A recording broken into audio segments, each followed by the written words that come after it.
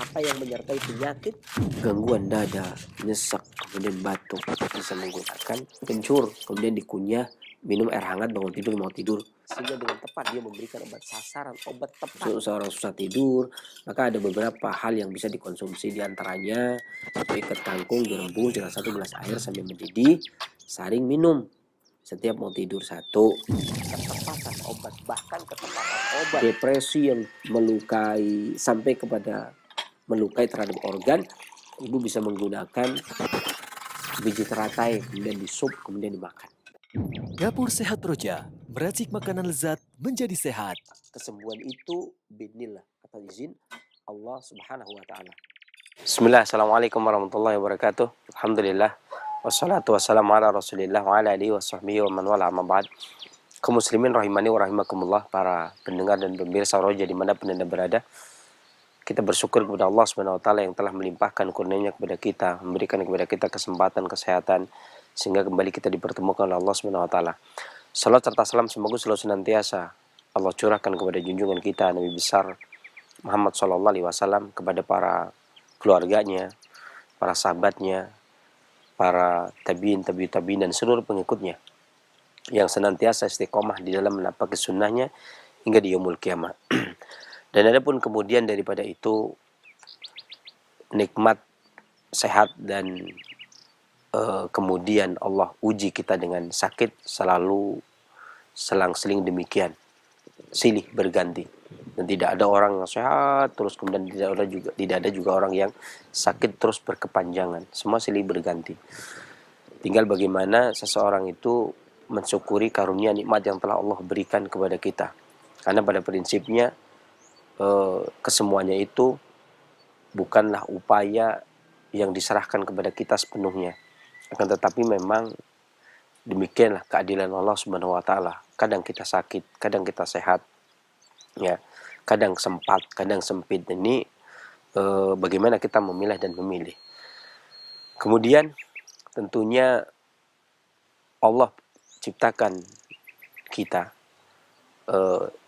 dari tiada kemudian menjadi ada, bukan tanpa sebab. Ya, tentunya yang paling utama adalah ketika kemudian Allah mengutus Rasulnya alaihi salatu wassalam, kemudian menuntun, ya. Allah khalaqana, Allah yang menciptakan kita, guna Allah yang memberi rizki, razaqana yang memberikan rizki kepada kita. Kemudian kita tidak dibiarkan begitu saja sia-sia. Bahkan diutusnya seorang Rasul kepada kita kemudian untuk menuntun kita ke akhirat, ya. Maka metode yang ditempuh oleh Nabi alaihi salatu wassalam untuk menuntun umatnya ke akhirat adalah metode yang paripurna, yang paling baik, ya. Metode yang paling sahih dan paling teruji, yakni metode takwa. Bagaimana seorang diselamatkan dari api neraka dengan takwa kepada Allah Subhanahu wa taala. Selalu kita dianjurkan untuk bertakwa. Para khotib di mimbar selalu menganjurkan bertakwa, selalu saja para ulama, para kiai selalu menganjurkan untuk bertakwa kepada Allah Subhanahu wa taala. Maka metode ini pula lah yang kemudian digunakan oleh para pengobat, para tabib menggunakan metode ini, ya, di mana para ulama, ya, para nabi alaihi salatu wassalam ini menyelamatkan umatnya dari kebinasaan akhiratnya. Maka demikian pula menyelamatkan untuk urusan dunianya. Makanya Imam Ibnu Qayyim ada 3 konsep seseorang atau 3 metode untuk menyelamatkan badan seseorang, menjaga kesehatan seseorang. Ini dengan 3 hal. Yang pertama adalah hifdzus shihah, menjaga kesehatan badan dengan cara menjalankan perintah-perintah yang baik buat badan. Kemudian yang kedua adalah al-himya anil mudi, di mana menjaga diri dari perkara-perkara yang masuk ke dalam tubuh akan menjadi bencana dan menjadi penyakit. Yang ketiga adalah istifraq, al-madul fasad, mengosongkan materi-materi yang rusak. Ya, dan itu ada 10 perkara. Dan ini 3 metode ini adalah upaya untuk menjaga tubuh. Upaya untuk menjaga tubuh dan organ-organnya, baik organ yang ada di luar ataupun organ yang ada di dalam. Di mana organ yang ada di dalam tubuh organ yang ada di dalam tubuh. Ini kolbu ibarat rajanya. Para pengobat selalu memposisikan kolbu itu sebagai raja. Kemudian kabid sebagai jenderalnya. Orang terjemahkan hati ini sebagai jenderalnya karena dia yang menghimpun pasukan, menyimpan darah, kemudian mengeluarkan sesuai dengan yang dikehendakinya, yang dibutuhkannya oleh tubuh itu sendiri. Akan tetapi terkadang entah itu raja, entah itu jenderal, namanya juga organ. Kalaupun manusia juga ada sakitnya, ada sehatnya, ada sakitnya. Ya.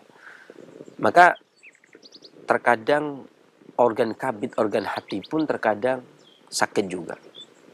Ya, padahal dia berhubungan erat dengan kantong empedu yang menyimpan cairan kuning. Makanya sering ya seseorang ketika sakit pada kabidnya hati, kemudian tubuhnya kuning, mata kuning, kuku kuning. Karena dia tidak bisa cairan empedu yang tidak bisa diturunkan ke empedu sehingga terlalu penuh dan keluar di permukaan tubuh. Para pengobat klasik memiliki pendapat di dalam menjaga kesehatan hati ini dengan makan yang baik, tidur yang tidak terlalu malam. Untuk menjaga kesehatan hati-hati yang dimaksud adalah kabid yang ada di perut. Kemudian menjaganya dengan cara menahan emosi, tidak dongkol, tidak marah, bersabar. Ini merupakan penjagaan. Ya. Kemudian makanan-makanan yang bagus seperti gurame, kemudian ikan ketika makan di sore hari. Efektif. Dan ketika sudah terjadi sakit, maka sering orang kemudian menggunakan sakit kuning ya obatnya kuning. Ada yang menggunakan kunyit, ada yang menggunakan temulawak. Ya. Dan kesempatan kali ini kita hendak membahas dan memberikan resep anjuran mengatasi gangguan sakit kuning atau demam kuning.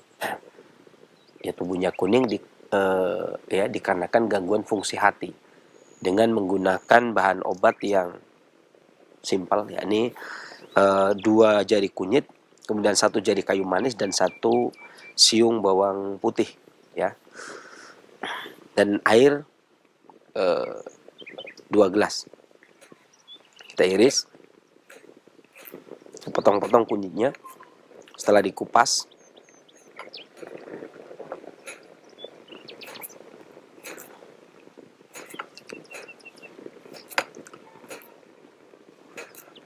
Ya, kemudian bawang putih kita potong.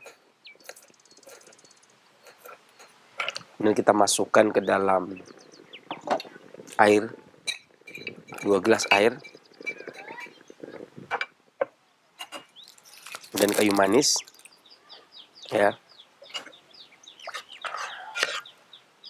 Kemudian kita nyalakan apinya.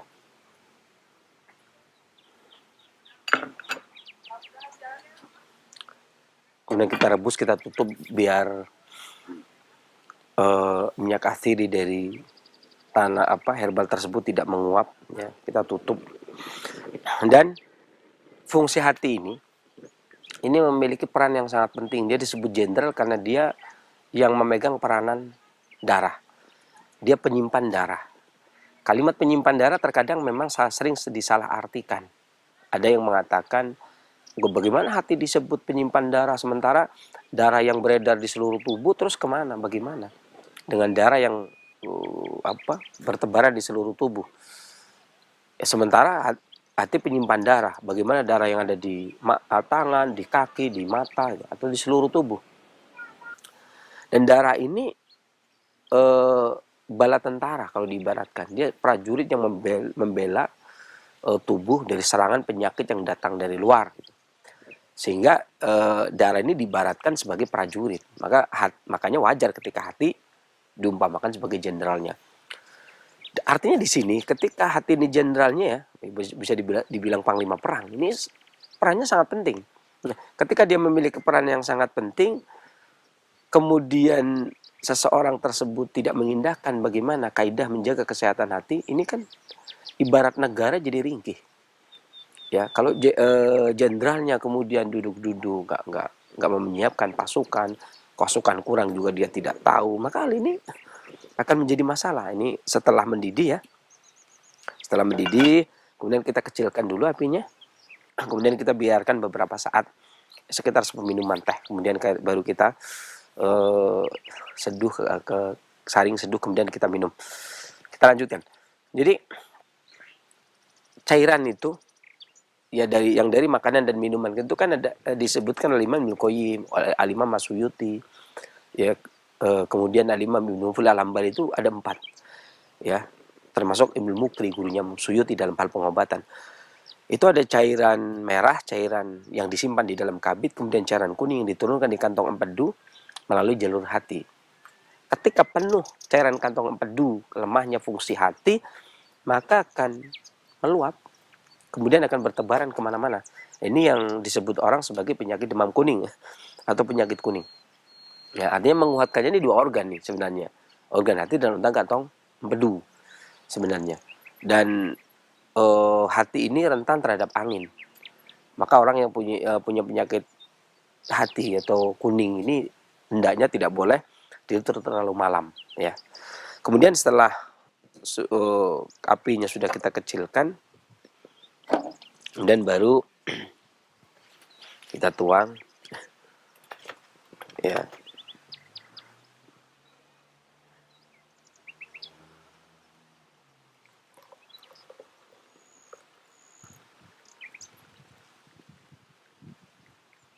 Kemudian yang 1 gelas lagi, maka ini bisa diminum pagi, kemudian yang 1 gelas lagi bisa diminum sore harinya, nanti biarkan tetap di panci, nanti dihangatkan lagi setelah kita hendak meminumnya, ya.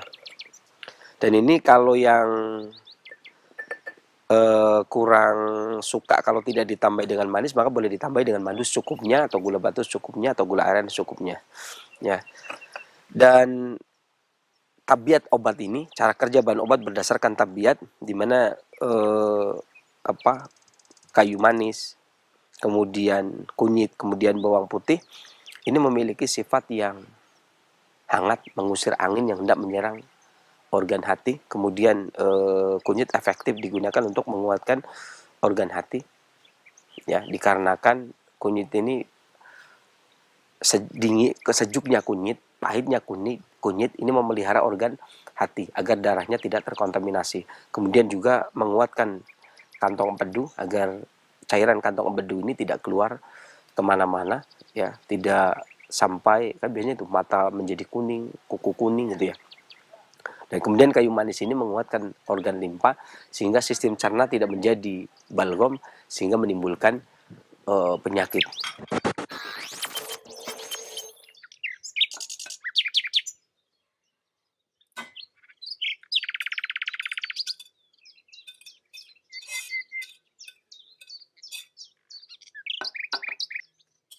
Inilah resep sehat dari Dapur Roja. Mudah-mudahan resep kali ini bermanfaat, dan ini bisa diminum pagi dan sore. Ini diminum pagi, kemudian ini yang di sini diminum sore hari, kemudian dihangatkan kembali sebelum diminum. Demikian yang bisa saya sampaikan, mudah-mudahan bermanfaat. Saya akhiri bila taufiq wal hidayah. Alhamdulillahirabbil alamin. Wassalamualaikum warahmatullahi wabarakatuh. Dapur Sehat Roja, meracik makanan lezat menjadi sehat. Kesembuhan itu biidznillah, atas izin Allah Subhanahu wa taala. Bismillah, Assalamualaikum warahmatullahi wabarakatuh. Alhamdulillah hamdan katsiran thayyiban mubarakan fi kama yuhibbu rabbuna wa yardah. Asyhadu an la ilaha illallah wahdahu la syarikalah wa asyhadu anna Muhammadan abduhu wa rasuluh la nabiyya ba'da ma ba'da. Ikhwata Islam azakumullah, para pendengar Radio Roja dan pemirsa Roja TV dimanapun Anda bisa menyimak siaran kami. Apa kabar Anda di kesempatan Rabu pagi menjelang siang ini? Semoga Anda beserta keluarga dalam keadaan sehat selalu, dan tentunya semoga dalam penjagaan dan perlindungan Allah Subhanahu wa taala. Allahumma amin. Seperti biasa di kesempatan ini kami akan menemani Anda semua hingga 1 jam lebih ke depan dalam program Dapur Sehat Roja, meracik makanan lezat menjadi sehat bersama pakar kesehatan klasik kita, Sinse Abu Muhammad Faris Al-Kianji hafizahullah taala. Dan alhamdulillah Sinse sudah bersama kita di kesempatan ini. Kita sapa terlebih dahulu. Assalamualaikum warahmatullahi wabarakatuh, Sinse. Waalaikumsalam warahmatullahi Gimana wabarakatuh. kabarnya? Alhamdulillah Sehat ya. Sehat. Barakallahu fiik. Fikum barakallah. Nah, ikhwata Islam wazakumullah, setelah penyampaian materi, silakan Anda dapat berkonsultasi secara langsung seputar kesehatan atau keluhan penyakit. Baik, kita kembali ke Sinse Abu Muhammad. Sinse, di kesempatan pagi yang berbahagia ini pembahasan berkaitan dengan mengobati sakit kuning dan memelihara organ hati ya. Racikan kunyit, kayu manis, bawang putih. Bahan-bahannya 2 jari kunyit, 1 jari kayu manis, 1 siung bawang putih, 2 gelas air. Baik, Sensei, berkaitan dengan sakit kuning ini penyebabnya secara klasik seperti apa dan apakah memang ciri khas dari penyakit kuning ini tubuh itu menjadi kuning semua atau bagaimana? Ya, baik. Nah, Makasih, ini pertanyaan yang bagus sekali. Bismillahirrahmanirrahim. Assalamualaikum warahmatullahi wabarakatuh. Waalaikumsalam. Alhamdulillahirabbil alamin. Wassalatu wassalamu ala nabiyyina Muhammadin wa ala alihi wa sahbihi ajma'in, amma ba'd. Kaum muslimin rahimani wa rahimakumullah, para pendengar pemirsa Roja dimanapun Anda berada. Kita panjatkan puji syukur kita kepada Allah Subhanahu wa taala yang telah melimpahkan karunia kepada kita, memberikan kepada kita kesempatan, kesehatan sehingga hari ini kita dipertemukan kembali oleh Allah Subhanahu wa taala. Salam serta salam semoga selalu senantiasa Allah curahkan kepada junjungan kita Nabi besar Muhammad sallallahu alaihi wasallam, kepada para keluarganya, para sahabatnya, para tabi'in, tabi'ut tabi dan seluruh pengikut-pengikutnya yang selalu senantiasa istiqomah di dalam menapaki sunnahnya hingga di yaumul kiamah.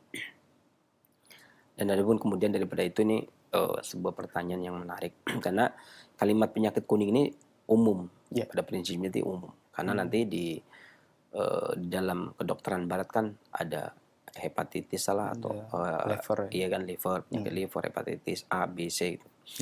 Dan seterusnya. Sampai G apa ya yang baru-baru ini.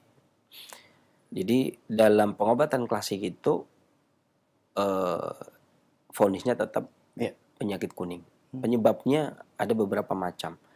Dan sini saya sebelum menyampaikan beberapa penyebab, saya ingin menyampaikan kuning dulu ya, kuning dulu, cairan kuning dulu.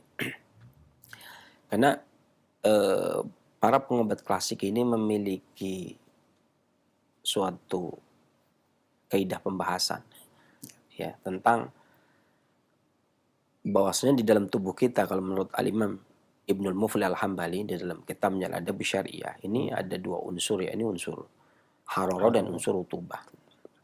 Di mana unsur rutubah ini lebih dominan, yang dimaksud dengan rutubah adalah cairan yang lembab atau materi. Seluruh materi yang ada pada tubuh ini namanya rutubah.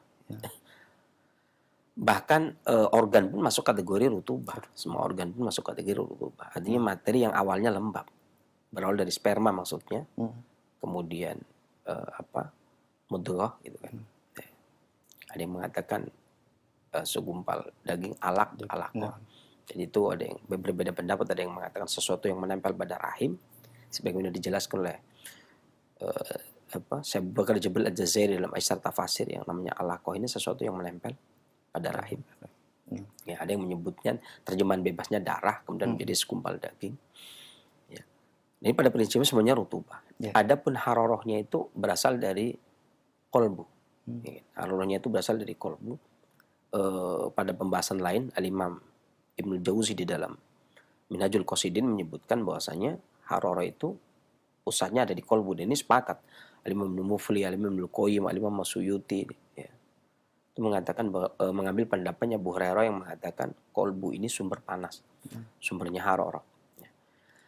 Tapi yang dimaksud di sini adalah haroroh alamiah yang berhubungan dengan materi badan, yang berhubungan dengan materi badan. Dan haroroh yang berasal dari kolbu ini, dia berasal dari kolbun latifah robaniyah, dan berasal dari jiwa dan berasal dari ruh. Itu berasal dari Allah Subhanahu wa taala. Haroroh tersebut. Ini tetap tidak bertambah dan tidak berkurang. Masuknya makanan, penambahan rutubah ke dalam perut, kemudian masuknya haroroh ke dalam perut sesuai timing yang tepat ya, waktu penguraian makanan. Kata Imam Al-Qayyim, demikian pula disepakati oleh Imam Masyuyuti ya, proses pencernaan makanan dalam Miftah dari Sa'adah, bahwasanya ketika makanan dicernakan menjadi 4 cairan. Yang satu adalah cairan merah, kita kemudian dikenal oleh orang-orang awam dengan kalimat darah. Kemudian cairan kuning. Nah, ini cairan kuning ya. Saya stop pada cairan kuning. Nah, cairan kuning ini kalau cairan merah tadi disimpan di dalam kabit. Di dalam hati. Cairan kuning ini disimpan di dalam kantong empedu sebenarnya. Ini mungkin ada sedikit perselisihan pemahaman. makanya dalam pengobatan klasik disebut penyakit kuning, tidak disebut penyakit hati. Iya. Karena cairan kuningnya dari empedu. Ya kan? Karena yang hati tadi, kabit tadi penyimpan darah. Jadi kalau penyakit hati maka cenderungnya merah itu. Nah ini agak sedikit perbedaan, makanya di sini tidak disebut sebagai penyakit hati, kita sebut penyakit kuning. Tetapi sebenarnya ada sisi hubungan, bahwasanya kalau secara rutubah itu hati, tapi penyimpanan harorohnya melalui kantong empedu. Karena antara kantong empedu dengan hati, kantong empedunya itu adalah organ yang beronggaknya, yang menyimpan haroroh, rutubah dominan haroroh. Sementara hati itu adalah organ yang menyimpan haroroh rutubah dominan rutubah. Sementara kantong empedu itu organ yang menyimpan kantong empedu itu organ yang menyimpan haroroh rutubah kemudian dominan rutubah. Balik tadi, sementara hati itu adalah organ yang menyimpan haroroh rutubah tapi lebih dominan ke harorohnya. Ya. Karena makanya dia disebut organ panas, satunya disebut organ berongga. Karena satunya dominan rutubah, seperti kantong empedu dia memiliki cairan kuning, maka disebut dominan rutubah. Sementara kabit ini dominan haroroh karena dia tidak berongga dan tidak menyimpan cairan. Ya. Nah, tenang tidaknya empedu ini, kantong empedu ini, keluarnya cairan ini biasanya dikarenakan kelemahan organ hati. Makanya nanti dikaitkan dengan organ hati. Jadi cairan kuning yang demam kuning, tubuhnya kuning itu cairannya dari kantong empedu tadi. Ya, jadi ini sebagian besar berarti penyakit rutubah sebenarnya. Penyakit rutubah, penyakit cairan lembab. Kemudian ke mata kuning, ini bukan dari cairan hati tapi dari cairan kantong empedu. Ini asal muasal demikian. Adapun penyebabnya, ada beberapa penyebab.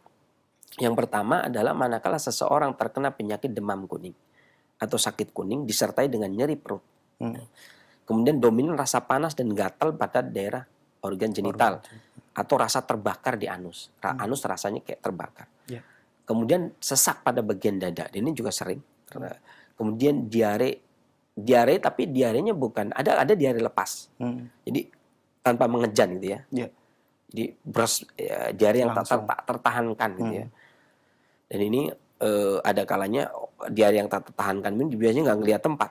Di tempat manapun dia akan di pekarangan orang pun dia akan keluar gitu ya. Dulu juga pernah serombongan pagi-pagi itu ya, lewat jalan tol. Salah satunya ada yang kebelet ya, belum buang ya. Ya berhenti tuh. Waduh, gimana air mineral yang ada di mobil itu ya dihabiskan. Ini namanya diare tanpa mengejan. Tapi ini yang dimaksud di sini diare dengan mengejan. Jadi dia mencerat tapi harus mengejan. Nih. Kemudian disertai dengan feses yang kering atau disertai dengan pembengkakan. Ya biasanya perutnya atau kakinya. Nah, kemudian disertai dengan keringat yang berlebih. Ya. Kemudian orangnya lebih mengeluarkan nafasnya lebih panjang daripada tarikan nafasnya. Jadi gini. Nah gitu tuh ya. Kira-kira gitu lah. Nah, jadi pengeluaran nafasnya itu lebih panjang daripada tarikan nafasnya. Jadi kadang tatapannya kosong, seringnya putus asa. Ya. Kemudian rasa panas di tubuhnya panas, demam rendah gitu ya. Kemudian nyeri di persendian berat kaki, tangan, rasa bengkak dan berat. Kemudian keringat di tangan dan di kaki. Kemudian urin yang memerah. Ini namanya kantong empedu keluar cairan tapi fungsi hati sudah memanas. Ya. Makanya urin keluar cairan. Dan sedikit yang keluar. Urinnya memerah dan sedikit urinnya tertahan. Kayak tertahan itu. Aliran urin yang memerah dan pendek keseharian selalu merasa haus. Ini namanya penyakit kuning dikarenakan pola penyakit lembab panas ya, yang biasa lebih banyak panas dari lembabnya. Jadi ini namanya pola penyakit lembab panas ya, dominan panas. Namanya penyakit lembab panas dominan panas. Makanya keluar darah. Ya. Adapun makanan tadi obatnya tadi sudah ya. Adapun makanan yang cocok digunakan diantaranya ikan gurame. Ikan gurame. Ikan gurame ini cocok untuk orang hampir semua orang yang sakit gangguan hati dan empedu, ini gurame cocok. Iya. Ya, ikan gurame, entah itu dibakar. Ya. Kemudian seledri buat dibikin sop kacang merah dengan seledri gitu ya. Kemudian juga oregano. Kemudian ya, kalau udah mulai terkenal boleh saya sebutkan. Udah mulai terkenal ya? Iya. Ya, kalau nggak terkenal nggak saya sebutin. Kemudian juga rebung, kemudian benih kedelai. Jadi benih yang kecambah tapi dari kedelai itu ya. Kecambah dari kedelai. Nah, kan ada tuh ya, ada yang kecambah dari kacang hijau, toge itu. Iya. Ini kecambah tapi dari biji kedelai. Ya. Kemudian juga pisang. Ada itu pisang itu seringnya yang digunakan itu pisang mas. Seringnya yang digunakan pisang mas yang kecil-kecil. Seringnya. Jadi masing-masing pisang itu punya kecocokan. Yang seringnya digunakan pisang emas. Kemudian jamur hitam. Ya, kemudian garam, bayam, stroberi, ya. Kemudian mentimun, kemudian bit tapi bukan buah bitnya, umbi bitnya, tapi daun bitnya. Daun bitnya. Kemudian juga selain mentimun, kemudian minyak peppermint atau daun mint ketika bikin teh. Kemudian dikasih daun mint. Ya, ini makanan-makanan yang dibilang sebagai makanan obat untuk kasus penyakit kuning disebabkan oleh lembab panas yang dominan panas. Gitu. Ini yang pertama. Yang kedua adalah sakit kuning yang disertai dengan nyeri di perut. Kemudian rasa panas dan gatal pada daerah organ genital dan rasa terbakar di anus tetap sama ya. Yeah. Kemudian diare dengan mengejan, fesesnya berair. Kalau tadi kan fesesnya kering. Fesesnya berair. Sama terjadi pembengkakan, keringat sama berlebih gitu ya. Kemudian rasa berat di tubuh. Kalau tadi enggak ada rasa berat di tubuh. Kalau ini yang kedua, rasa berat di tubuh, gatal dan nyeri di vulva secara frekuen. Kemudian demam, tapi demamnya rendah. Kalau tadi demam tinggi. Kalau sekarang demam rendah. Kemudian demam rendah, ya, terkadang muncul demam. Kemudian kalau tadi itu selalu haus kesehariannya, ini tidak merasa haus. Ya, tidak disertai dengan rasa haus, nyeri sama di persendian, pada kaki, tangan, dan rasa bengkak dan berat juga di kaki dan tangan. Kemudian keringat di tangan dan kaki atau kepala itu dominan. Ya. Kemudian kurang selera makan, urinya juga ditahan. Maka ini namanya sindrom lembab panas yang lebih dominan lembab. Ya, kalau tadi sindrom lembab, penyakit kuning disebabkan sindrom lembab panas dominan panas. Yang awal, yang kedua ini sindrom lembab panas atau pola penyakit lembab panas yang lebih dominan lembabnya. Makanya berat, cirinya khasnya adalah berat. Kemudian makanan yang cocok adalah sama tadi ikan gurame, gitu ya. Kemudian seledri, ya, sama kemudian oregano, kemudian rebung, kemudian benih kedelai itu seperti toge tadi gitu ya. Kemudian pisang emas, jamur hitam, garam, bayam, stroberi, mentimun, daun bit, sama minyak peppermint. Untuk makanan sama, cuman biasanya porsinya itu lebih sedikit ketimbang yang panas tadi. Kalau yang panas tadi biasanya porsinya lebih banyak, kemudian yang ini porsinya lebih sedikit. Adapun obat tetap ya, sama ya, ini ramuan tadi, kunyit dengan kayu manis. Mungkin saya juga akan tertarik untuk membahas tentang ramuan tadi karena biasanya kan yang dikenal temulawak gitu ya. Kenapa kita hari ini pakai kunyit? Nanti mudah-mudahan ada waktu untuk membahas juga. Kemudian yang ketiga itu penyakit kuning yang disertai dengan penyakit kuning yang akut ya. Baik tubuh dan matanya kuning. Ya, jadi kan kadang-kadang ya kuning sedikit. Ini enggak, ini semuanya kuning. Tubuh, mata, kuku, warnanya kuning semua. Rasa panas dan gatal di daerah organ genital. Kemudian sembelit. Pembahasan pertama tadi diare tapi kering fesesnya dan mengejan. Kedua itu cair. Yang ketiga sekarang disertai dengan sembelit. Susah buang air besar. Kemudian juga penyakit kuning keluar darah dari anus. Justru sembelit tapi ketika buang air keluar darah duluan. Kemudian bibir atau giginya kering, Kering. rasa kering pada bibir dan gigi, kemudian demam tinggi, ya. Kemudian anggota tubuhnya hangat, suka minum minuman yang dingin, bahkan sering mimisan. Mimisan. Terjadi keluar darah dari hidung. Tadi ketika buang air besar dia keluar darah lewat. Darah. Dari atas juga keluar darah. Iya, dari atas juga dari hidung keluar darah. Kemudian nyeri di bagian dalam perut semakin parah setelah makan. Jadi perutnya nyeri, selalu nyeri. Begitu habis makan tambah nyeri. Dan dia menyukai makanan-makanan dan minuman yang dingin. Dan secara psikologis depresi. Depresi ya. Kalau yang pertama kan putus asa, ini depresi. Bedanya apa ya? Beda lah ya. Kemudian raut wajah, mata atau urin memerah. Ini sebenarnya apa ya? Kita penelitian sesuai dengan pasien yang ada loh ya. Ini pengalaman sesuai dengan pasien yang ada. Jadi mohon maaf kalau kemudian ya ada, maksudnya orangnya ada, bukan orang yang nggak ada. Jadi ini hasil penanganan juga. Penelitian itu ya penanganan. Jadi ya kenapa kita katakan ini bukan putus asa ya karena waktu itu pasiennya juga putus asa. Kalau sekarang depresi pasiennya ya kita katakan depresi. Gitu kan? Secara psikologis. Raut wajahnya, matanya atau urinnya memerah. Ini bukan 1-2 loh ya. Jangan dikira kemudian 1-2 doang, enggak, tapi puluhan. Kemudian feses dengan bau yang sangat tak sedap. Jadi buang air besarnya baunya tidak sedap. Enggak sedap. Ya. Haus dengan keinginan minum yang terus-menerus, urin dan baunya juga tidak sedap. Bukan cuma BAB-nya saja. Nah, ini disebut sebagai penyebab penyakitnya adalah penyakit panas.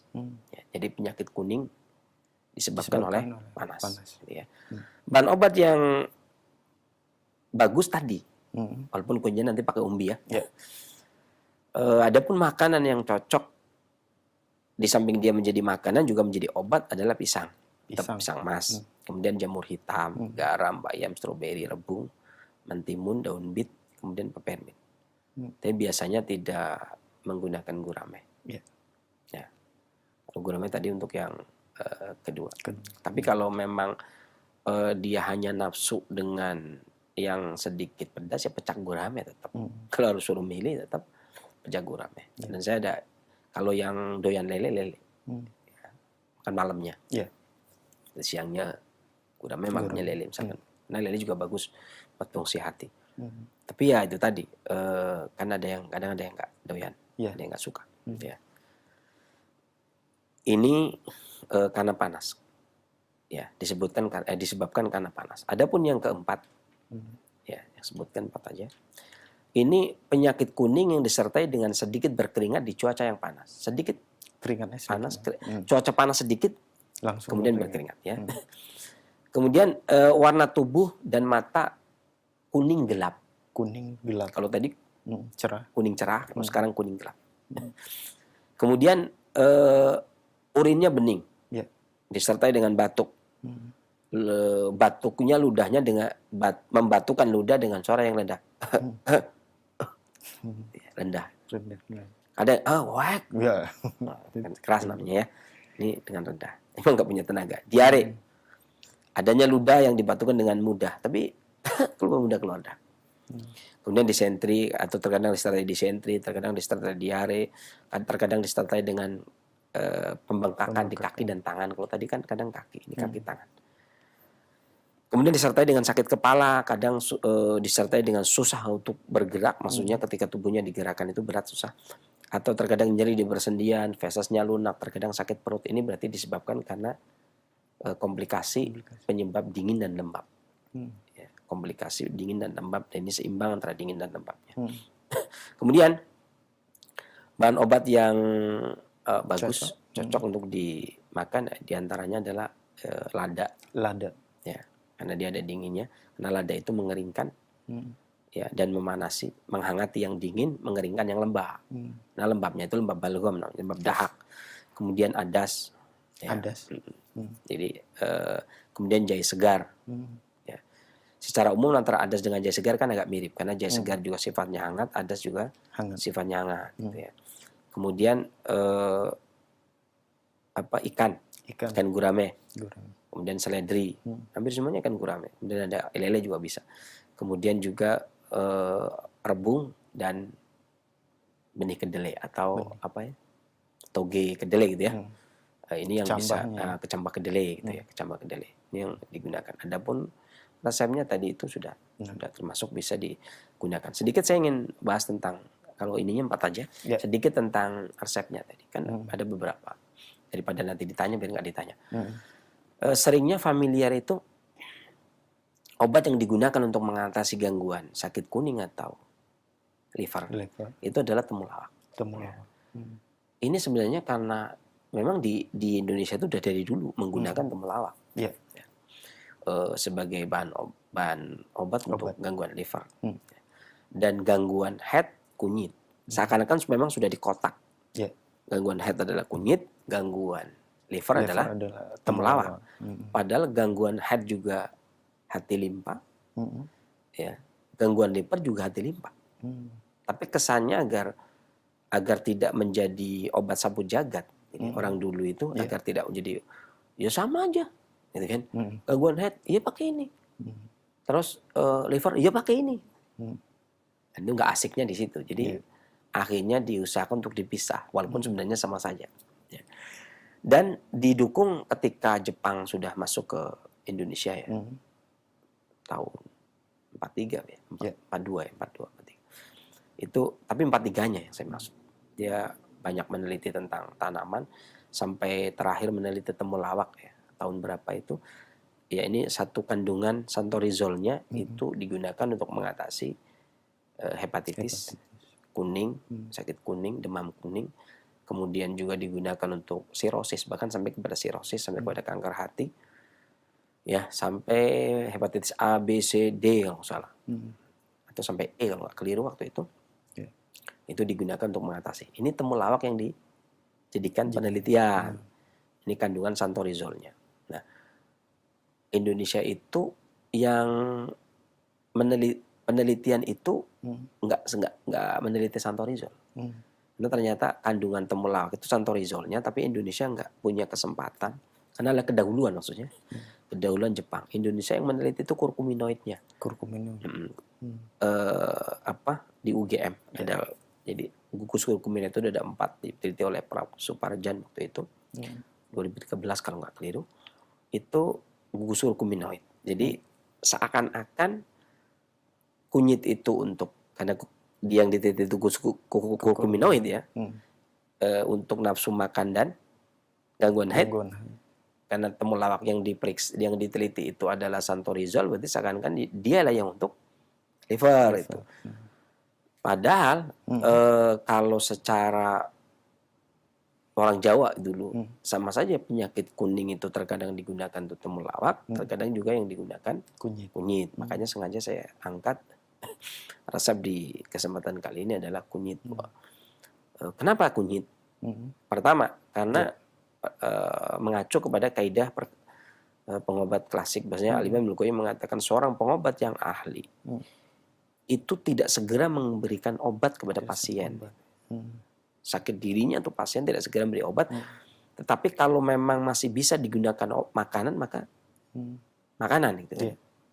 Nah, kita kan berbicara tentang karakteristik dari tabiat tanaman. Kita bukan bicara kandungan kimiawi dan efek farmakologinya, tapi kandungan sifat dan rasanya atau tabiatnya. Di mana temulawak ini memiliki sifat dingin, pedas. Pahit. Sementara umbi kunyit juga dingin, pedas, pahit.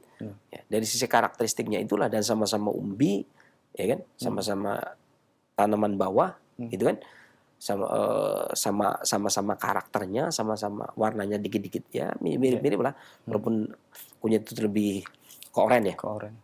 Ya kalau temulawak itu kuning. Jadi kemiripan itu yang kemudian kita gunakan secara tabiat. Jadi bukan ngawur, tapi secara tabiat. Dan kunyit tidak digunakan karena seakan-akan kandungan santorizol ini udah dipaten orang luar itu, sehingga tidak menggunakan kunyit karena penelitian sudah di stop. Ya, alam kalau nanti orang meneliti kunyit, ya kan pada prinsipnya di Indonesia juga ada peneliti temulawak, tapi dia ketika ada orang izin tentang gugus kurkuminoid, ke dia juga, ke profesor yang megang izin temulawak juga kan, karena kalimat kurkuminoid tadi gitu kan. Jadi makanya pada kesempatan ini saya angkat kunyit karena pertama tadi makanan. Seorang pengobat yang ahli tidak bersegan untuk memberikan obat. Ya kan? Tapi kalau makanan bisa digunakan maka makanan, dan semuanya sepakat. Kalau kunyit itu bumbu. Iya, bumbu Makanan, dapur ya. bumbu dapur. Temulawak? Tidak. Nggak mungkin. Kita mau bikin kare Pakai temulawak. pakai temulawak, nggak ada kunyit pakai temulawak, nggak mungkin kan? Nggak mungkin. Oke. Makanya ya sudah, berarti temulawak itu tetap sebagai obat gitu kan, dan kunyit makanan. Jadi makanan yang bisa digunakan obat. Kayu manis makanan. Ya kan? Bisa dijadikan minuman, bisa dijadikan makanan. Bawang, ya. Jadi bahan-bahan yang ada itu kita lebih condong ke makanan terlebih dahulu. Itu kenapa kita menggunakan kunyit. Dari sisi tabiat itu kunyit memang digunakan untuk obat kuning ya, penyakit kuning atau penyakit hati. Cuman kalau berbicara farmasi memang yang dikenal itu temulawak. Tetapi ketika praktek pelaksanaan di lapangan ya kunyit ya temulawak ya, dan tabiatnya memang sama. Dari sisi tabiat, sifat dan rasa itu demikian. Dan bahan-bahannya ini juga mudah didapat. Dan makanan semua. Dan makanan Baik, semua. Sensei. Kemudian Sensei tadi dijelaskan dalam video para pengobat klasik ya memiliki pendapat di dalam menjaga kesehatan hati dengan makan yang baik, tidur yang tidak terlalu malam untuk menjaga kesehatan. Dan dengan cara juga menahan emosi, tidak dongkol, tidak marah.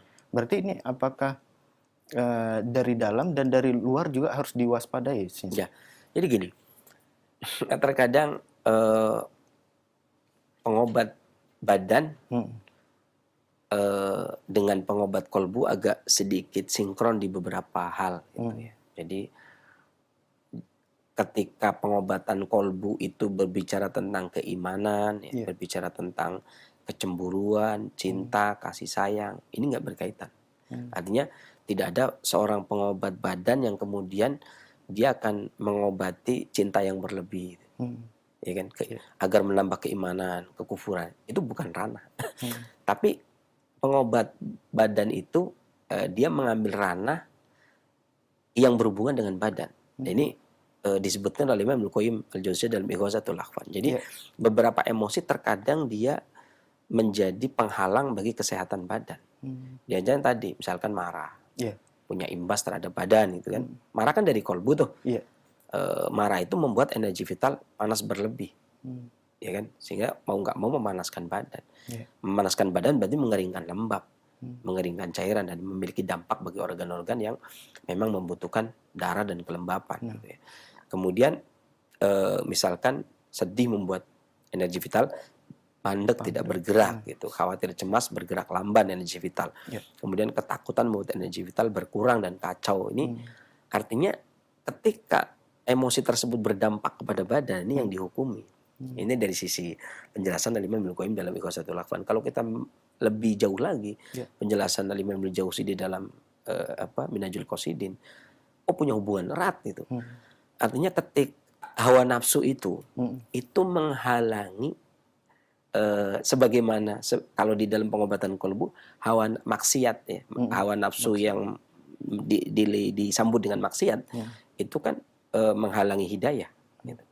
Maka di dalam badan, kata beliau, kalau di dalam syariat, di dalam din, maksiat itu ya menghalangi hidayah, menghalangi cahaya hidayah dari Allah. Nah, ketika hawa nafsu pun begitu, ketika marah, dongkol, emosi, itu penghalang bagi haroroh kolbu untuk sampai ke organ. Gitu. Makanya ketika seseorang marah, dongkol, seakan-akan emosi ini akan menyetop haroroh yang berasal dari kolbu. Ya kan, ini nggak nyampe. Ya, jadi terlampiaskan di dalam kedongkolan tersebut dan kemarahan tersebut, sehingga haroroh tersebut tidak sampai kepada organnya. Karena haroroh ini kan masih abstrak. Dan hawa nafsu itu bisa menghalangi. Ya. Sehingga organ hati tidak mendapatkan energi vital tidak mendapatkan haroroh dari kolbu. Ketika hati tidak mendapatkan haroroh dari kolbu, berarti hati tidak mendapatkan energi. Sementara yang namanya darah itu aslinya bersifat dingin. Sebagaimana penjelasan dari Imam Al-Qayyim dalam Tuhfatul Maudud Bihakimil Maulud. Darah asli itu bersifat dingin. Makanya dia membutuhkan haroroh. Ya. Karena dia lembab dingin, dia butuh haroroh agar dia berjalan lancar, bergerak. Dan kan semua dikenal, dokter barat pun mengatakan yang memompa menjalankan darah kan jantung. Ya. Jantung itu sumber panas. Nah, ketika sumber panas tadi nggak sampai kepada hati, kemudian hati itu tidak mendapatkan energi, dia juga nggak mendapatkan darah, nggak mendapatkan aliran energi, darah kan mandek. Nah, di situ akan menjadi sebab kelemahan organ hati. Ketika beban dia bertambah berat, darah tidak keluar, darah masuk tidak keluar, ya, siklus darah itu tidak jalan gitu ya, transportasi tidak jalan, masuk tapi tidak bisa mengeluarkan, ya volume darah tetap, darah itu setak karena dingin kemudian setak, akan membuat hati akan menjadi berat dan akan menjadi penyakit. Makanya dongkol sering dikaitkan dengan hati. Karena sama aja dengan secara hukum badan, darah tidak mendapatkan aliran energi, darah tidak didorong, dia hanya mandek di situ saja. Gitu. Baik Sensei, jazakallah khairan atas penjelasannya. Dan satu lagi Sensei, sedikit saja, tadi disebutkan tentang racikannya kunyit menggunakan umbi. Apabila tidak ada umbi dengan menggunakan rimpang, itu apakah khasiatnya sama Sensei? Sebenarnya di pembahasan yang terakhir tadi, yakni ketika dominan lembab dingin, itu boleh menggunakan rimpang. Seperti yang demam kuning warna tubuhnya kuning kegelapan, kuning tapi kuning gelap. Ya. Itu lebih dianjurkan ke rimpang. Baik. Syukuran Sensei, jazakallah khairan atas penjelasan yang sangat bermanfaat sekali di kesempatan ini. Nah, ikhwata Islam azakumullah, saatnya kami membuka sesi tanya jawab. Silakan bagi Anda yang ingin bertanya, berkonsultasi secara langsung seputar kesehatan atau keluhan penyakit di lantal. Halo. Assalamualaikum warahmatullahi wabarakatuh. Waalaikumsalam warahmatullahi wabarakatuh. Muhammad ya? Abdillah, Abdillah ya, di Mamuju, Sulawesi. Silakan. Pertanyaan saya begini, Sensei. Ketika bangun tidur itu sering sakit pinggul di sebelah kanan, Sensei. Sementara saya mau balik sebelah kiri, takut tidak mengikuti sunnah begitu, karena anjurannya sebelah kanan. Kemudian sekarang ada gatal-gatal di sekitar apa Sensei ya? Di sekitar anus begitu Sensei. Iya, jazakallahu khairan. Assalamualaikum warahmatullahi wabarakatuh. Waalaikumsalam warahmatullahi wabarakatuh. Silakan Sensei. Jadi ibu juga perlu perhatikan bahwasanya betapa syariat pun seringnya memperhatikan sekali kebutuhan badan. Buktinya adalah ketika seseorang safar itu dia melakukan perjalanan di bulan Ramadan, maka dia boleh berbuka. Karena kata Imam Ibnu Qayyim, hikmah dari syariat tersebut, kata Imam Ibnu Qayyim dalam Zadul Ma'ad, karena seorang yang melakukan perjalanan itu membutuhkan kekuatan, al-quwah, energi vital. Sementara energi vital itu tidak akan ada gentayangan sendiri tanpa adanya rutubah, tempat bermukim.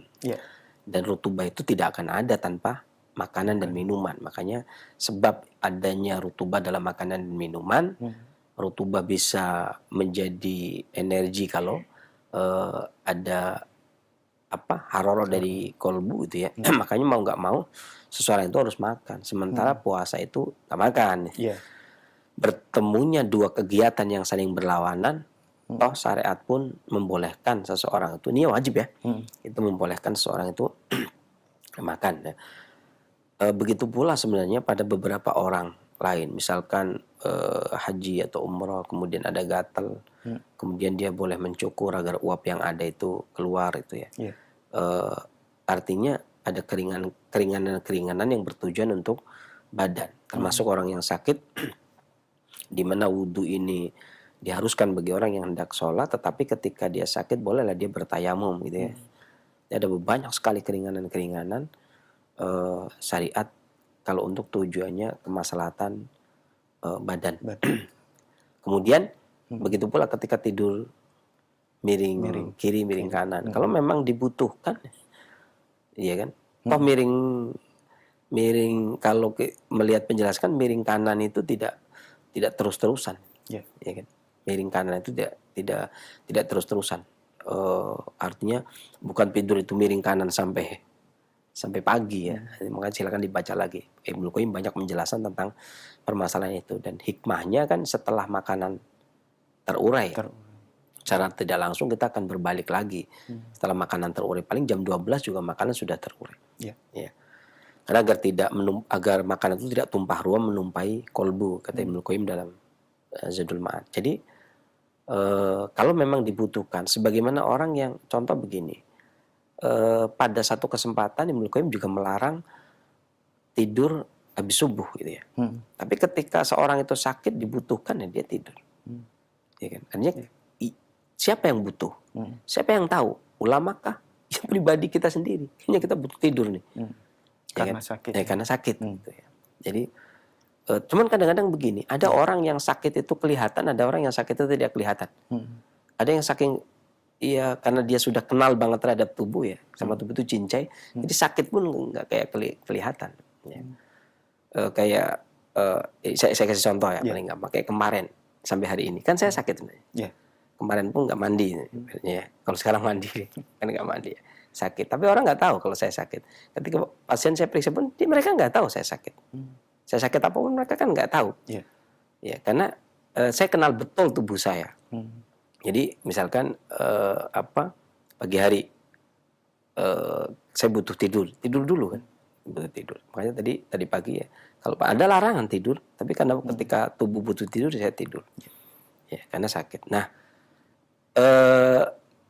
sakit kayak apapun juga, bahkan kaki saya bengkak nggak bisa jalan pun, tapi kalau saya datang ke klinik, saya jalan biasa. Seakan-akan orang nggak ngelihat saya kakinya sakit, karena jalannya biasa. Padahal sakit luar biasa itu, ya kan? Dan nggak tahu gitu ya. Jalan menahan sakit. Jalan menahan sakit, dia orang nggak tahu. Dan datang, kemudian praktek biasa, mana Bu Muhammad nggak sakit kayak gitu ya? Mana Bu Muhammad nggak sakit? Jadi ya itu tadi ya karena kenal ya sampai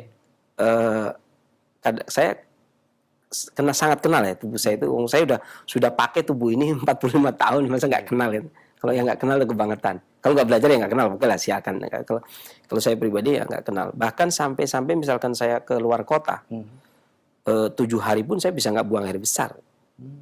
Ya karena ya kenal itu. Nanti ketika pulang bisa dibuang 2 hari gitu. Sekali buang 12 kali, kadang ya itu kata orang ilmu tingkat tinggi. Padahal ya ada dipelajari juga. Ini ada keuntungan ketika di Mina itu ya. Keuntungannya ketika di Mina karena buang air besar itu ngantri. Jadi ibu kan kenal banget ya tubuhnya. Saya maksudnya begitu. Semua orang itu mengenal tubuhnya. Kalau saya miring ke kiri sakit, ya jangan ke sini terus ya. Kemudian pindah. Ke kanan. Dan kiri lagi, kanan.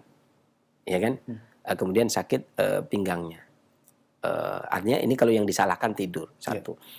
Kemudian yang kedua, bahan obat yang digunakan sebenarnya ada 2, tergantung tabiat. Karena tabiat itu ada 2, ada tabiat bawaan, ada tabiat kebiasaan.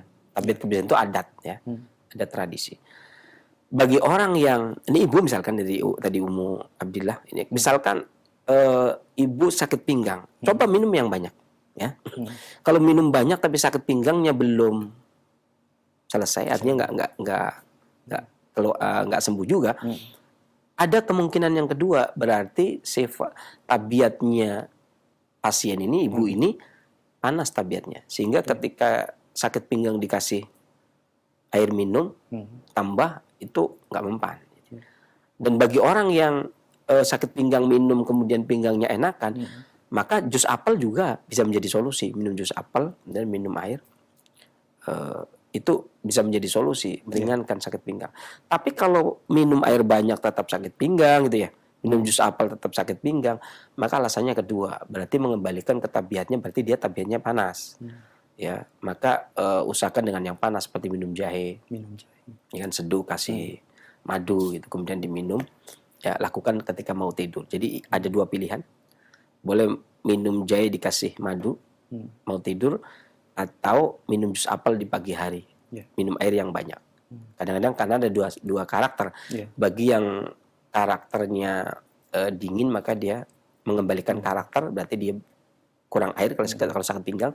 Kalau yang karakter tubuhnya, tabiat tubuhnya panas, berarti dia minum jahe ya. Dan nanti ibu boleh menggunakan satu di antara 2 itu. Kalau minum air banyak sakit pinggangnya selesai ya berarti itu. Kalau minum air banyak tetap sakit pinggang berarti menggunakan yang kedua, berarti tabiat ibu adalah panas demikian. Nah, Dan mengangkat Sensei. penyakitnya. Ya, amin. Jazakallah khairan Sensei atas jawabannya. Semoga bermanfaat untuk Umu Abdillah yang berada di Mamuju, Sulawesi. Nah, ikhwata Islam azakumullah, masih kami buka kesempatan bagi Anda yang ingin bertanya secara langsung. Halo. Halo, assalamualaikum. Waalaikumsalam warahmatullahi wabarakatuh. Dengan Ibu siapa di mana? Dengan Umu Abdurrahman di Jambi. Ya, silakan Umu. Ya, assalamualaikum Sensei. Waalaikumsalam warahmatullahi wabarakatuh. Silakan Bu. Saya punya anak umur 13 bulan Sensei. Maaf ini mungkin keluar dari tema pertanyaannya.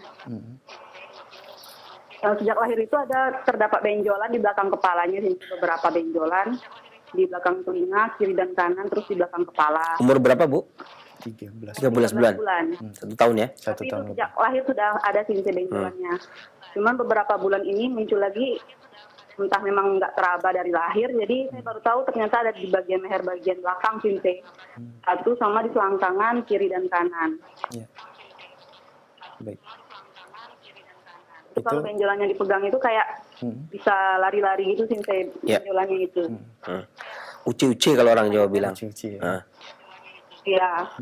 Itu yang ingin saya tanyakan, penyebabnya itu apa Sensei dan obat herbalnya. udah pernah dicek kemana gitu? Sebelumnya memang pernah ke dokter, cuman dari dokter disuruh periksa labor lagi. Dikhawatirkan TBC kelenjar atau kanker kelenjar katanya. Tapi karena lebih percaya ke herbal aja Sensei. Baik, itu saja Ibu pertanyaannya. Iya, itu aja. Jazakallah khair. Warahmatullahi. Waalaikumsalam Waalaikumsalam. Jadi gini ya, sebenarnya sudut pandang itu berbeda. Jadi kalau orang Jawa bilang uci-uci, nggak tahu kalau orang sudut pandang juga beda. Kalau penyebab saya nggak bisa ada beberapa penyakit yang tidak bisa dikatakan penyebabnya, terutama anak-anak yang 7 tahun ke bawah. 7 tahun ke bawah ya. 7 tahun ke bawah. Masih Ya, 13 karena dia bulan, 1 tahun, 1 berhubungan dengan bulan. orang tua, karena sebenarnya bukan masalah si anak ya, tapi dampak psikis bagi yang punya anak, dampak psikis bagi keluarga, suami dan istri. Makanya tidak. Dulu waktu saya punya pasien ya, minta dijelaskan umur 7 tahun, minta dijelaskan pun saya tunda. Nantilah kalau udah sembuh baru saya kasih penjelasan, gitu kan? Pertemuan pertama, kedua, ketiga, keempat, begitu sembuh baru saya kasih penjelasan. Karena kalau sudah sembuh kan, kalaupun dikasih penjelasan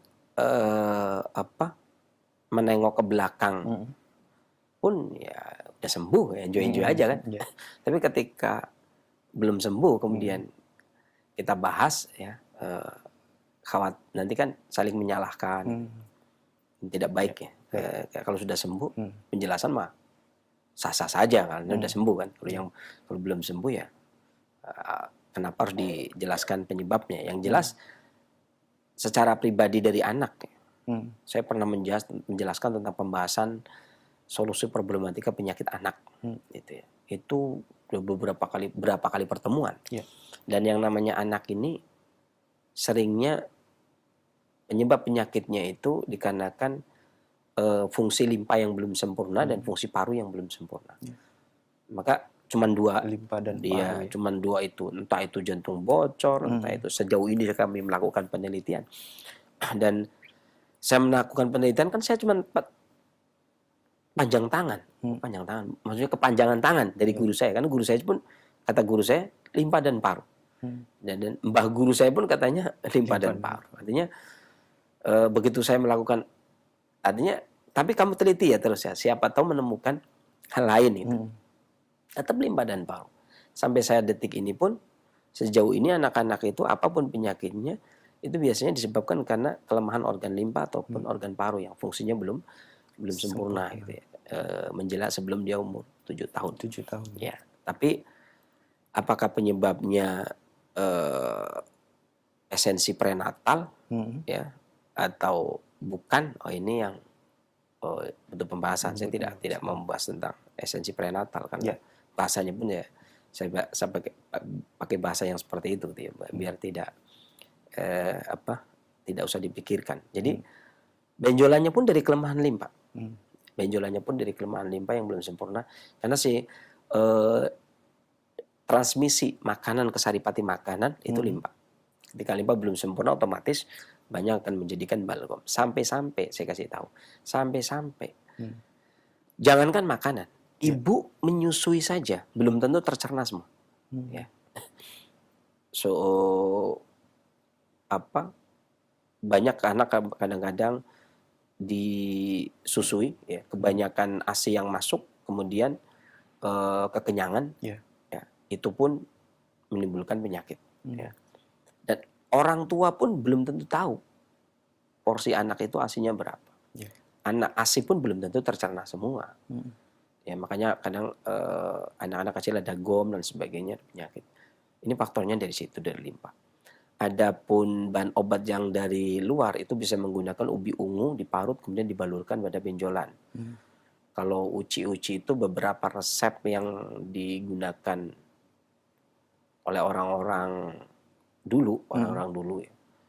Dan ini sempat ngetren sampai tahun 70-an. Sampai tahun 70-an itu ngetren pakainya umbi dewa. Umbi dewa.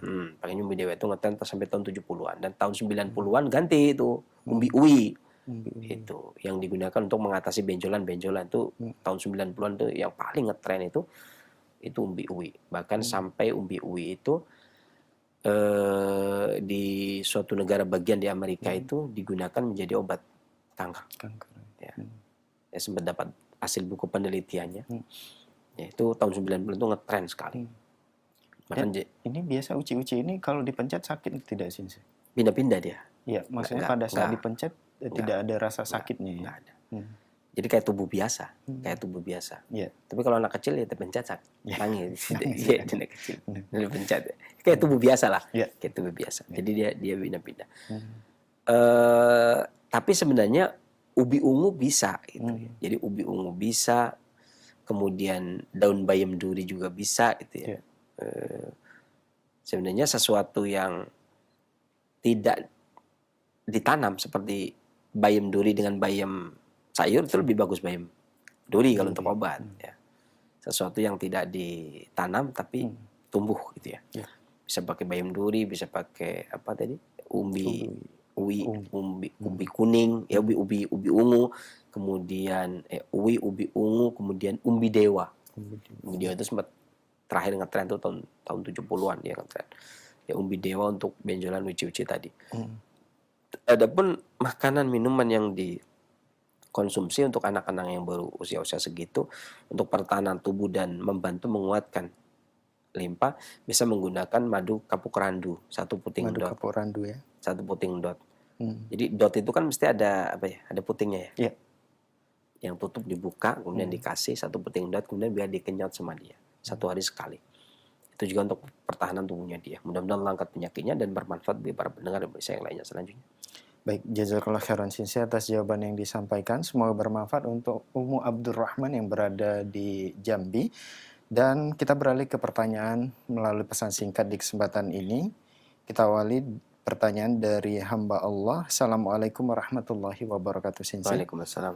Sensei, saya pria umur 40 tahun, mempunyai keluhan badan terasa sempoyongan kalau berdiri dan berjalan. Kepala agak berat akibat penyakit ginjal yang saya alami ini. Pertanyaannya, apakah kunyit bisa dijadikan solusinya, Sensei? Terima kasih. Ya. Sebenarnya apakah kunyit bisa digunakan untuk mengatasi penyakit ginjal? Penyakit ginjal apa dulu, ya? Karena ginjal banyak, ada gagal ginjal, ada batu ginjal, gitu ya.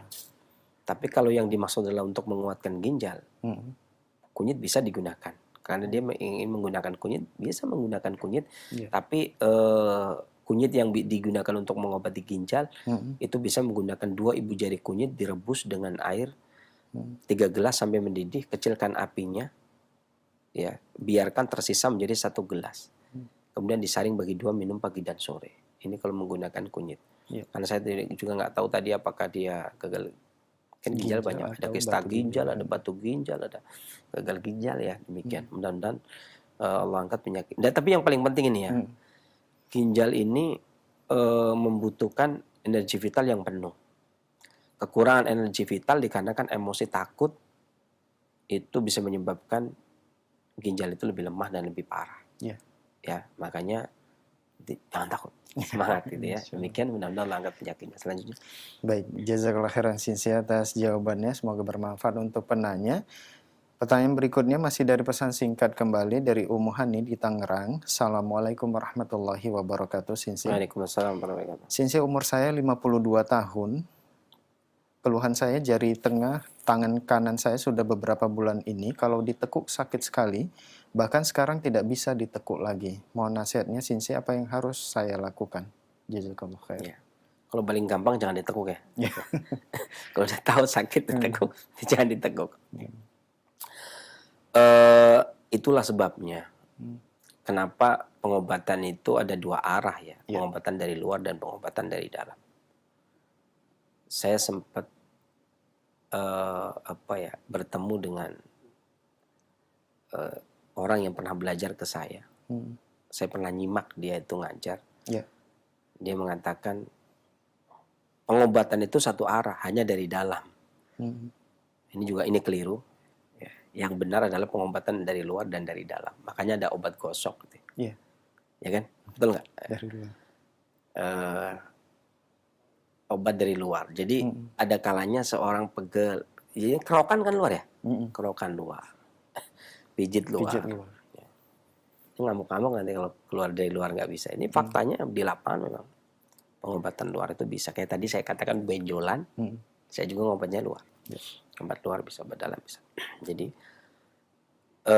beberapa bahan obat luar itu juga bermanfaat bagi tubuh seperti tadi, nyeri nggak bisa ditekuk. Itu juga bisa menggunakan obat luar.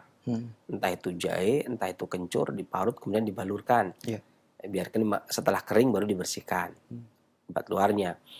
Adapun obat dalamnya bisa menggunakan daun alpukat atau daun salam kalau tidak ada, 3 lembar ditambah dengan 3 lembar daun salam, kemudian ditambah dengan 1 sendok teh adas. Kemudian direbus sampai mendidih.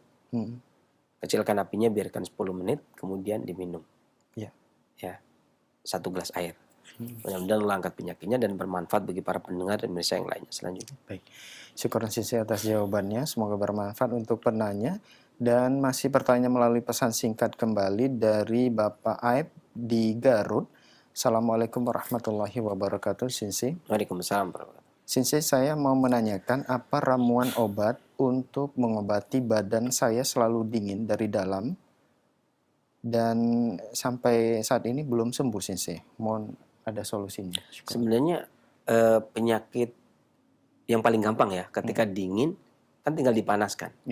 Karena saya sering ngomong begini, orang di musim panas ya, di musim panas, di waktu zuhur, di waktu panas, hidup di Tanjung Priok misalkan, pasti yang dia cari bukan kopi panas, teh panas, yang dicari es teh. Gitu. Begitu pula sebaliknya orang yang berada di puncak dingin, gitu kan, di malam hari pasti dia nggak mungkin nyari es teh yang cuaca sudah dingin, yang dia cari pasti pandrek, makanya wedang jahe keluar dari sana. Itu juga sebabnya kita jangan tanya lagi ketika apa yang malam hari itu teng gitu. Wedang rondi apa ya? Yang jam 12 sekoteng ya. Sekoteng gitu kan. Sekoteng pakai es enggak?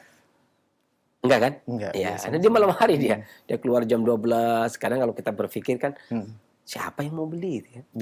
Yang mau beli yang kedinginan gitu. Dingin di malam hari itu ya. Artinya makanya, jadi kenapa dia nggak jualan jam 12 malam, siang? Mana ada orang beli sekoteng jam 12 gitu. Panas ya. Siang panas, dia yang dibutuhkan dia.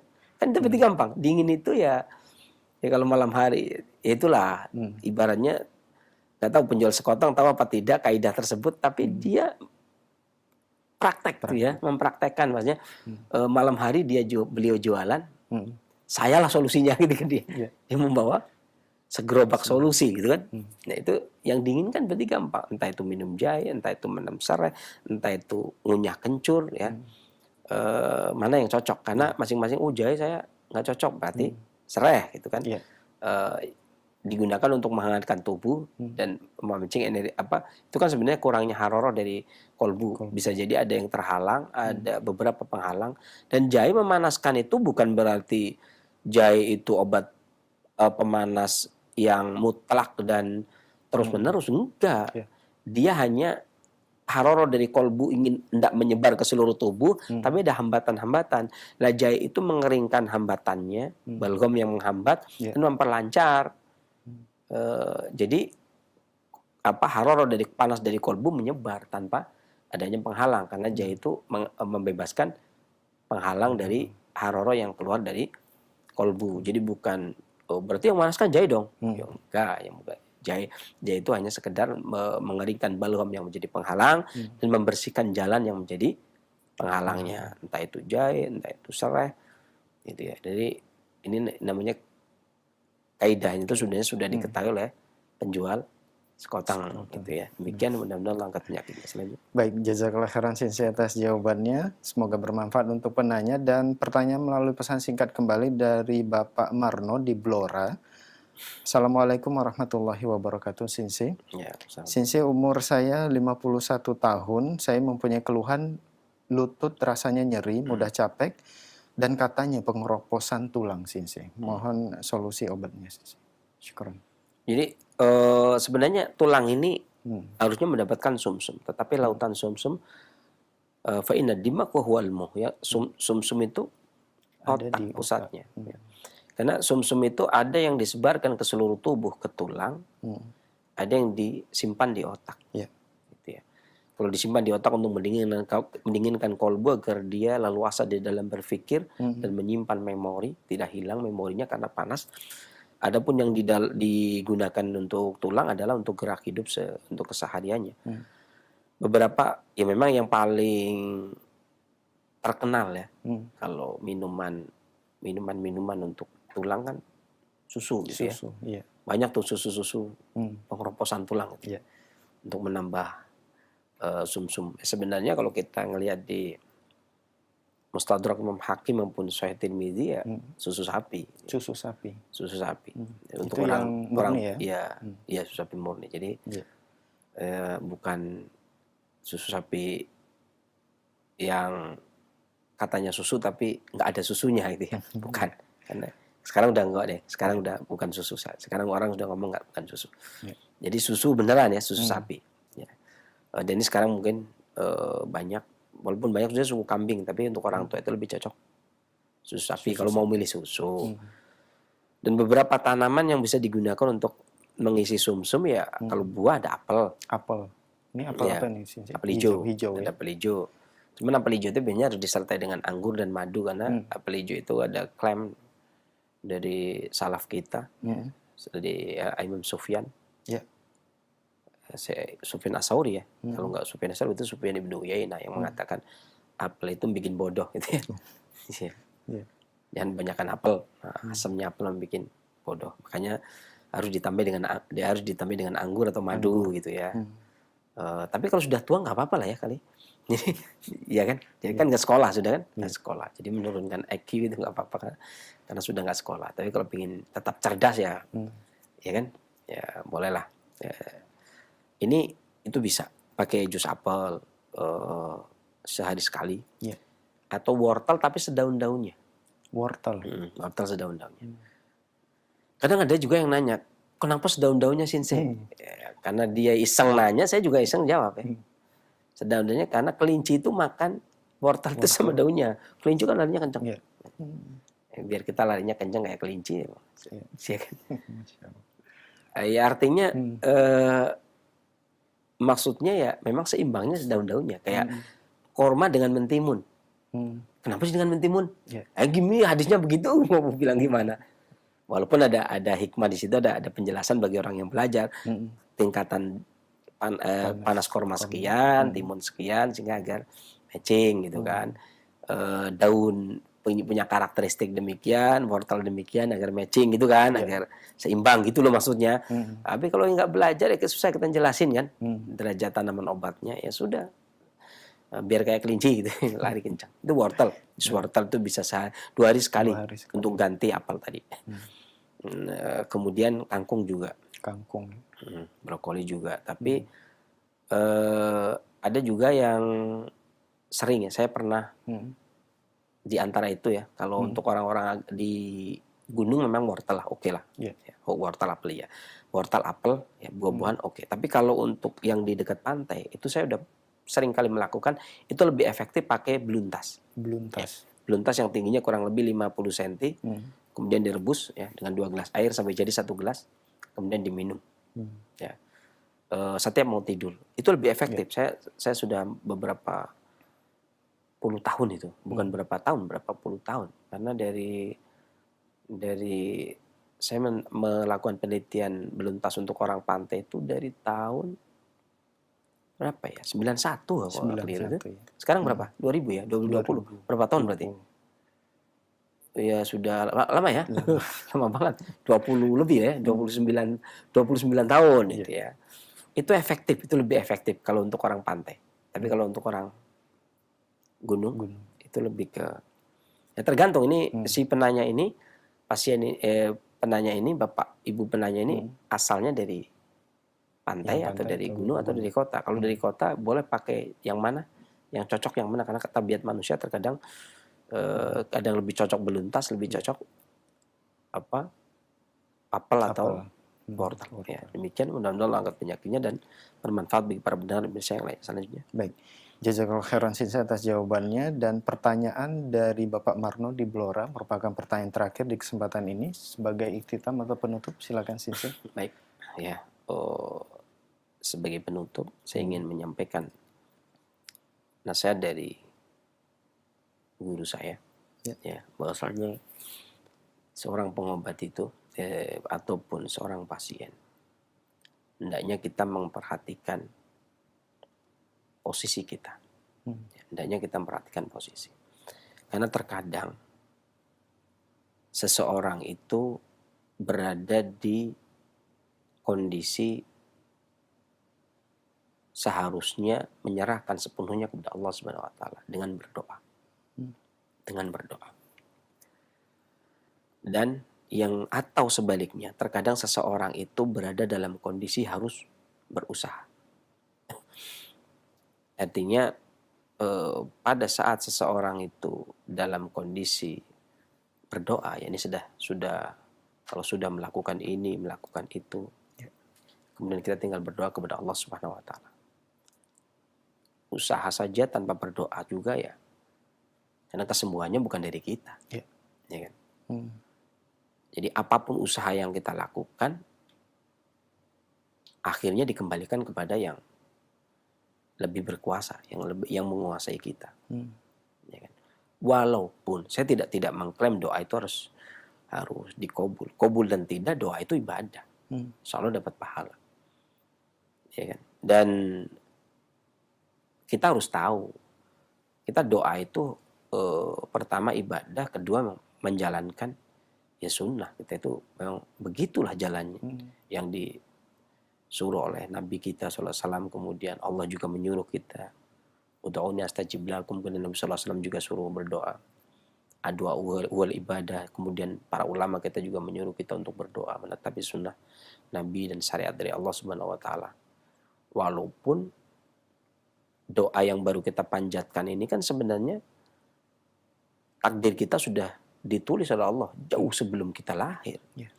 Jadi doa nggak ngaruh, tetapi kan bukan masalah ngaruh dan nggak ngaruh, tapi ketundukan kita sebagai seorang hamba ketika diperintah oleh Allah Subhanahu wa taala. Karena hubungannya, permasalahannya kan ada terkadang sesuatu yang bisa ditempuh dengan sebab doa, dan sesuatu yang harus ditempuh dengan usaha gitu kan. Tempuh usaha itu kan kecil sekali. Lagian kita ini harus ingat, kita ini seorang hamba. Seorang hamba ini ya entah itu pengobat, entah itu pasien, itu sama saja. Kewajibannya adalah beribadah kepada Allah. Ketika seorang orang itu sakit, ya beribadah sesuai dengan sakit kita, dengan ibadah. Tentunya lebih ketika orang yang sakit sekali berdiri saja susah, kemudian dia berdiri sholat, kan tentunya lebih Allah punya nilai, akan diberi nilai lebih tentunya. Seperti itu. Jadi jangan sampai kemudian seakan-akan kita memiliki badan kita. Saya udah minum obat ini harus sembuh dong. Saya udah berdoa harus sembuh dong. Anda posisi berdoa juga belum tentu, Anda pada posisi minum obat, mencari sebab juga belum tentu, karena semuanya ketentuan dari Allah Subhanahu wa taala. Dan kita ini sebagai hamba posisinya, jangan sampai kita ikut mengatur. Ya kan? Saya sudah menempuh sebab dengan cara makan obat, maka Allah harus sembuhkan saya. Kesannya demikian, ya tidak bisa. Ya, bisa jadi memang yang baik, kehendak Allah itu masih seperti itu, yang baik bagi kita. Maka bagi para pengobat juga jangan jumawa ketika ngobati sembuh. Wah, ini obat saya mujarab. Ya. Padahal kesembuhan itu biidznillah. Allah izinkan sembuh ya sembuh, enggak ya enggak. Jalan sudah ditempuh atau tidak ditempuh tetap bergantung kepada biidznillah. Jalan memang sebab harus ditempuh, tapi kesembuhan tetap biidznillah. Itu nggak bisa diotak-atik. Jadi pengobat pun nggak boleh mengakui. Jangan sampai kemudian merasa mungkin ya, kalau secara ditanya mungkin dia merasa nggak selevel ya. Tapi ketika praktek kan kadang-kadang selevel dengan Tuhan. Itu tuh pasien-pasien saya itu sembuh semua, itu saya obati. Kayaknya gaya banget ya. Dan seperti itu. Dan pasien pun ya, tapi saya yakin lah kalau kaum muslimin maksudnya alhamdulillah saya nangani dia sembuh. Tapi maksudnya Allah sembuhkan itu ya. Saya nggak curiga juga enggak. Jadi ngomongnya kepleset sedikit karena saking bahagianya. Seperti ada seorang sahabat yang mengatakan saya adalah apa ya? Rob. Iya, saya adalah Rob gitu ya. Jadi kan Allah adalah hambaku gitu. Itu kepleset sedikit biasa kalau saking gembiranya. Saking gembiranya pasien sembuh. Alhamdulillah itu. Kemarin saya obati sembuh. Itu maksudnya, yakin saya maksudnya. Kan ini orang Islam kan. Maksudnya saya obati, saya kasih minum obat atas ketentuan Allah, kemudian Allah sembuhkan. Maksudnya begitu tuh. Ya kadang-kadang ya kayak kalimat lain lo kan ada yang tersembunyi, ada yang bihakin. Jadi seperti itulah kurang lebihnya. Dan para pasien itu hendaknya jangan betul bersandar ya. Kalau bersandar kepada ilmu ya nggak ada masalah. Ya, jadi kadang-kadang kan seorang pasien itu seakan-akan kesembuhan di tangan ini, di tangan itu. Oh tidak, tetap di tangan Allah. Tetapi kita diperbolehkan mencari orang yang berilmu. Dan Ibnu Qayyim pun mengatakan demikian. Artinya carilah seorang tabib itu yang berilmu. Karena al-ilmu qabla al-qawli wal amal. Kalau dia tidak punya ilmu ya dia celaka. Yang lebih celaka lagi ya nggak punya ilmu ngajar. Itu lebih celaka lagi.